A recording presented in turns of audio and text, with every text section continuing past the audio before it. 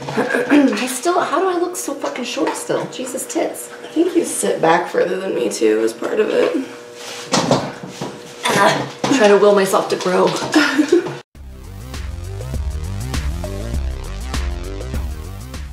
Hey, it's Megan and Sue, the Spine Breakers, and we are going to be doing a Broads with beer.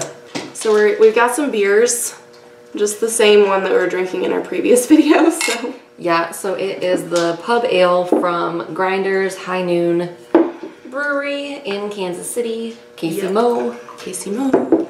But I wanted to talk about something that kind of baffles me on BookTube. And that is why people get such backlash when they start a Patreon or mention wanting to start a Patreon. I don't get it.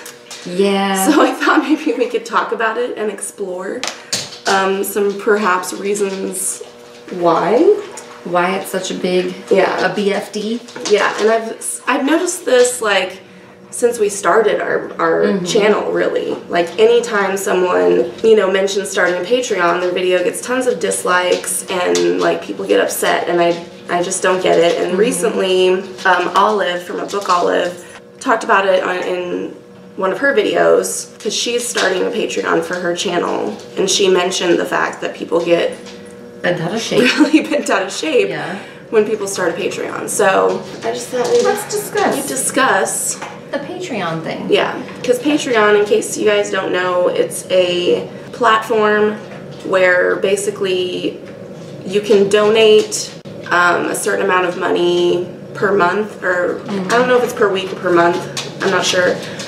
But usually you'll get like some sort of bonus content for doing so. Like there's usually some sort of incentive, like early access to videos or certain, you know, bonus videos or a chat or bonus photos or whatever the creator chooses to do. Or sometimes I've seen creators be like, there's not going to be any bonus. If you want to donate to my Patreon, you can. Otherwise, but, you know. Right. Because when you think about it, I mean, there is a lot of time that goes into making YouTube videos. And one, if you're a smaller creator, sometimes you can't monetize your videos, so you can't make money off of them. Right. And even larger creators, the way YouTube is now, it's become more and more difficult to make money off of your videos from YouTube, like from AdSense and all that stuff, because YouTube demonetizes videos left and right. Right. So unless you have like sponsorship or, you know, word, most words. Yeah. So I just don't understand, because I haven't really seen this on like in other communities on YouTube. People don't seem to care if other people have Patreons in other parts of YouTube, but on BookTube, for some reason, people care. It's a BFD. And I just don't understand why. Most of the time, when I've seen it, the creator isn't taking anything away from their YouTube channel. They're just adding content to Patreon if you want, and you can, and it's totally voluntary, obviously, to become a patron and get access to that content. And if not, nothing changes, and you get the same content that you normally would always had been. Right. So yeah, I guess it's that voluntary aspect that confuses me as to why people get bent out of shape. But I will say that, like, I wonder if part of it is I'm trying to be delicate in how I word things. Okay. I think that there is like an element of snobbery on BookTube. There's an element of like, not with all booktubers, obviously. You know, I'm not saying hashtag not all booktubers. Right. But like with some people, I feel like there's an element of snobbery where it's like, well, why would I give them money when I'm saying just as smart of things as they are, and like I read better books than they do, and I'm wondering if maybe that's like a part of it. Yeah. Well, Olive did mention in her video that one of the things she thought was that people think BookTube should be like a noble pursuit. Like you're doing it because you love books and reading, and you're like spreading the good word of reading, and that you shouldn't monetize that. I mean, I'm a counselor for addicts, and I still have to make money for that, and I feel like that's a noble pursuit. So yeah. And I mean, my thing is, I would imagine that most of the people who are upset with it are probably people who have never made YouTube videos. Because before we started our channel, I didn't realize how much work and time went into videos. And we do like kind of the minimum here. Yeah, we kind of bare minimum. Yeah. Like obviously we don't prepare a whole lot for the videos we make.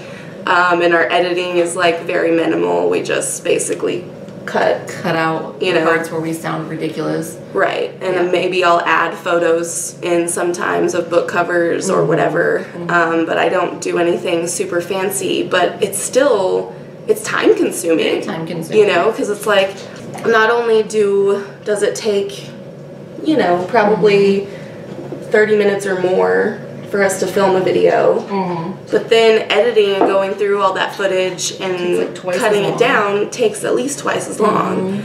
So it does take a lot of time and energy. And for channels that do more than we do, it's even more so. And like, I mean, you're reading in order to get content, right? So like that's a lot of time that you're devoting to something that you love, but still, I mean, people get paid to edit books, people get paid to review books, like yeah. And also you know, a lot of money goes into the equipment too, getting camera, tripod, lighting, if you know, if you need it, microphone.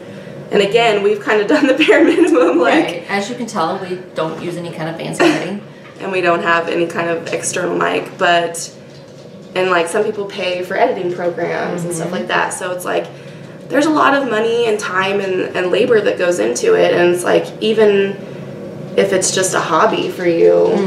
It's still kind of nice to reap some kind of benefit other than like personal satisfaction. Yeah. You know, especially if you look at people like, you're talking about money and time and stuff that goes into it. If you look at like really creative booktubers, like I always think about like Peter Clark the writer and all the shit that he does with his videos. Like that has to take like a ton of time. And people like Books and Lala, who does those like really long, you know, things that take her weeks to film all the footage for. And like, I've edited vlogs before, and it's fucking pain in the dick. It's a pain in the ass. Yeah, just it takes so much time to put all the clips together and all that bullshit. Which is why we don't really do vlogs very often, because I kind of hate editing them. It's labor intensive. Yeah, so a lot of work goes into, and I mean, you could argue that, well, it's a hobby, and any hobby you're going to invest time and money in, even if it's just like, you know, for your own enjoyment, like painting or whatever. But I think, I don't know, I feel like the difference is that other people are getting like are getting something out of your head. And are kind of relying on you to give them that, you know what I mean? Because most successful booktubers, I would say, have some sort of schedule or keep a schedule, because they know that their subscribers expect a video from them once a week or twice a week or whatever the timeline is. I don't know. I just honestly can't even think of a good reason why people would be upset by it. No, because it's strictly voluntary. Like, if you don't want to give to it, don't. Right. I mean, if you have some sort of problem with Patreon, please comment and let us know like what your reasoning is, because I really don't know. Like, I don't get it. I don't either. So fill us in on what we're missing, because we don't get it. And I feel like people don't really have a problem with monetization, like with ads on YouTube, on BookTube videos. Like, I've never seen anyone get upset about ads. People do get upset about sponsorships, but I feel like that's kind of universal on YouTube. Yeah, because people get. You can't trust the content as much if you know it's sponsored. Yeah, and I mean, I don't mind sponsorships. If a YouTuber was doing sponsorships like all the time, then I would get suspicious that they were just accepting any sponsorship that came their way. But someone doing one every once in a while, like, I mean, I would if someone offered me a sponsorship for something that I liked and was on board with. Yeah, I would do it. Who wouldn't? Right. Makes sense. I just don't get the backlash. And like I said, I feel like when it comes to any part of YouTube, the people that probably get upset are people who don't make YouTube videos. Right, so they don't really because they don't know I think there's this perception that YouTube is like super easy and you just make a video and throw it on and like, but no, it's, I mean, editing a video, especially like these bigger YouTubers who have very, and I mean, a lot of them have editors and don't do them themselves, but some of them do. And I can't imagine how much time it would take to edit one of those videos. Yeah, I mean, that's very time consuming. Yeah. The only way that it wouldn't be work is if you're like live streaming videos. Yeah. That's the only way where it's just kind of like, right. Whatever.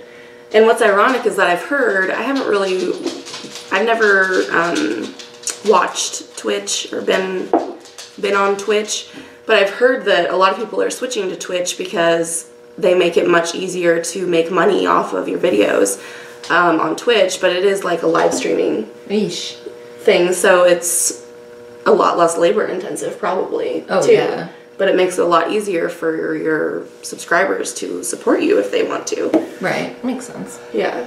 The whole idea of like live streaming sometimes makes me a little nervous. Because I'm always afraid, even when we live stream once a month, I'm always like, what am I going to say? Yeah, might accidentally say something. And get canceled. That's a whole nother subject I could... Oh, hell.